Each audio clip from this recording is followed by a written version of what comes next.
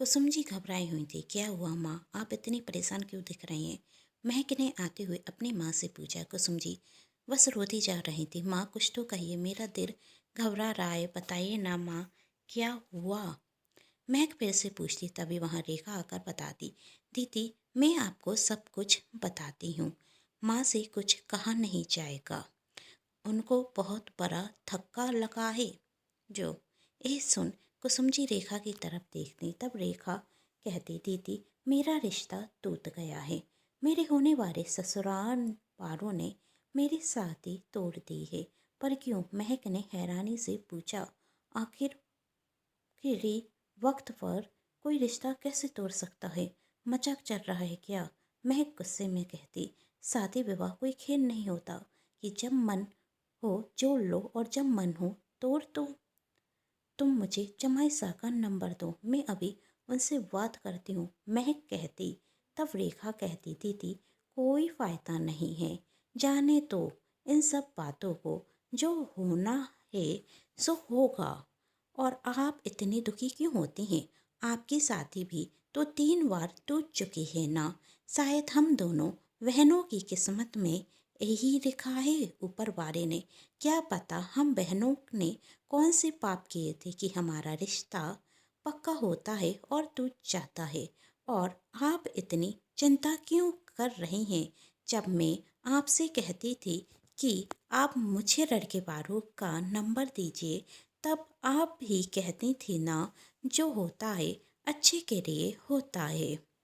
शायद मेरे नसीब में इससे अच्छे लड़के हों, तो शायद मेरे लिए भी कोई अच्छा लड़का होगा।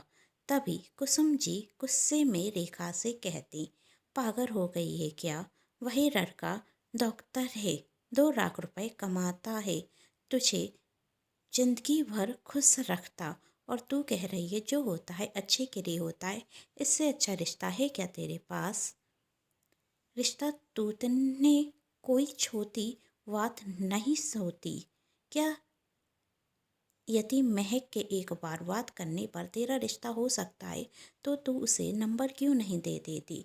तभी रेखा कहती, माँ आप भी हद करती, आपको तो इन सब बातों की आदत हो जानी चाहिए।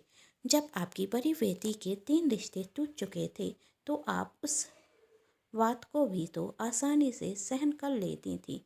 तो मेरी बारी है, तो इसे भी सहन कर लीजिए।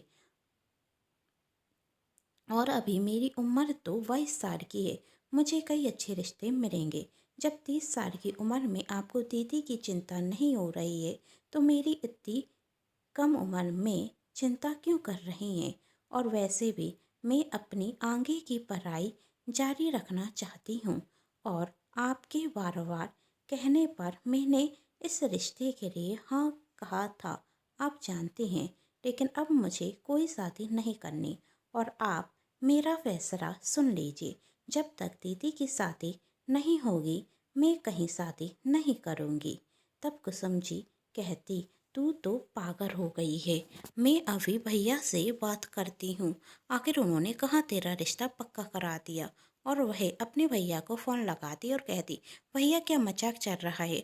आपने जिस लड़के के साथ हमारी बेटी का रिश्ता तय किया था, अब उन्होंने रिश्ता तोड़ दिया। आप जरा बात कर कर बताइए कि उन्होंने रिश्ता क्यों तोड़ा? तभी कुसुम जी के भाई कहते हैं, रुको बहन, मैं अभी बात करता हूँ। और फिर थोड़ी देर बाद कुसुम जी के भाई का फ़ोन कुसुम जी के पास आता और वह कहते, बहन उन्होंने कहा है कि जिस घर की बड़ी बेटी अभी तक कुमारी है, उस घर की छोटी बेटी से हम कैसे शादी कर सकते हैं? हमें पता चला है कि उस घर की बड़ी बेटी की शादी कहीं नहीं होती, रिश्ता पक्का होने के बाद तो जाता है। आखिर कोई तो बात होगी ना उस लड़की में, जिस वजह से उसका रिश्ता टूट जाता है। कोई तो खोट होगी ना, और क्या पता छोटी बेटी में भी कोई खोट हो। और हमने तो यही तक सुना है कि वह किसी और से प्यार करती है, उसकी शादी नहीं हो रही है।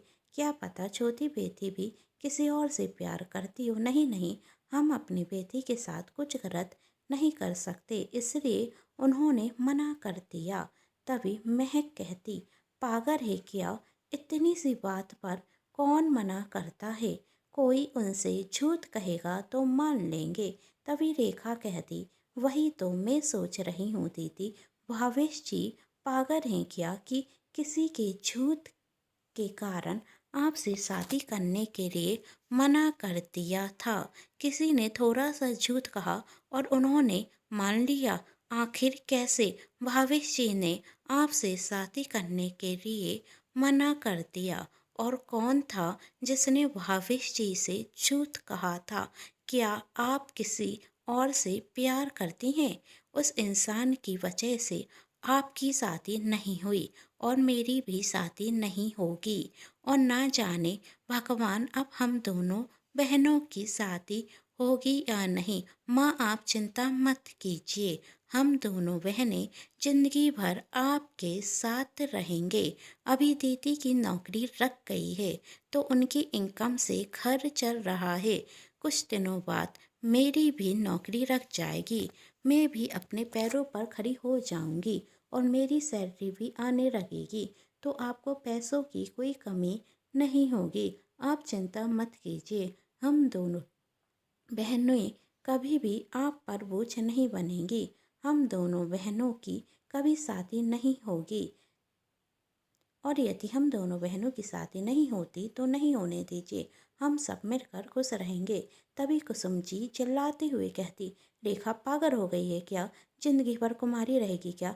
लेकिन ऊपर वाले ने हमारे नसीब में जो लिखा है वही होगा। आप इतना गुस्सा क्यों दिखा रही हैं?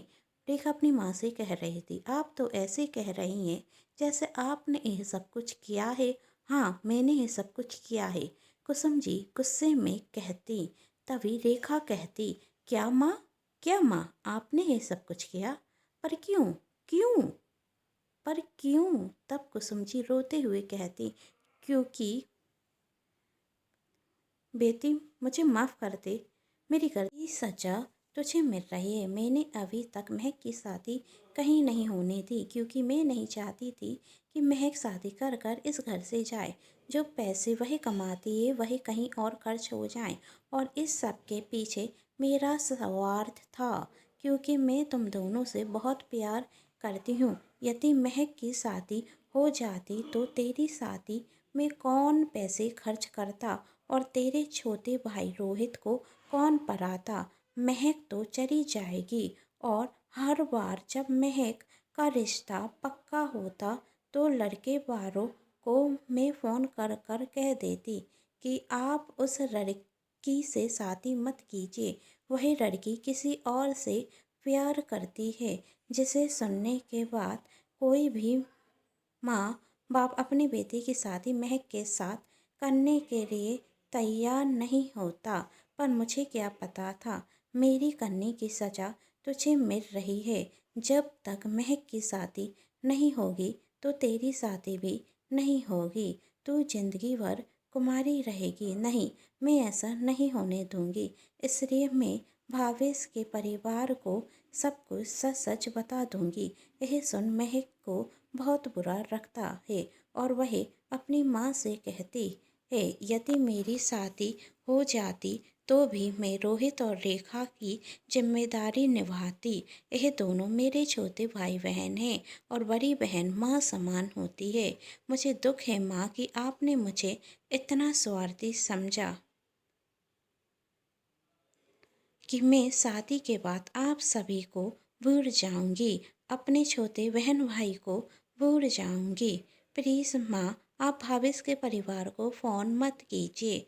मैं रेखा की शादी ज़रूर कराऊंगी, आप चिंता मत कीजिए। यदि आपने भावेश के परिवार को फ़ोन किया तो सबको पता चल जाएगा कि आपने मेरी शादी नहीं होने के लिए षड्यंत्र रचा और लोग तो सौतेली माँ को बुरा कहेंगे।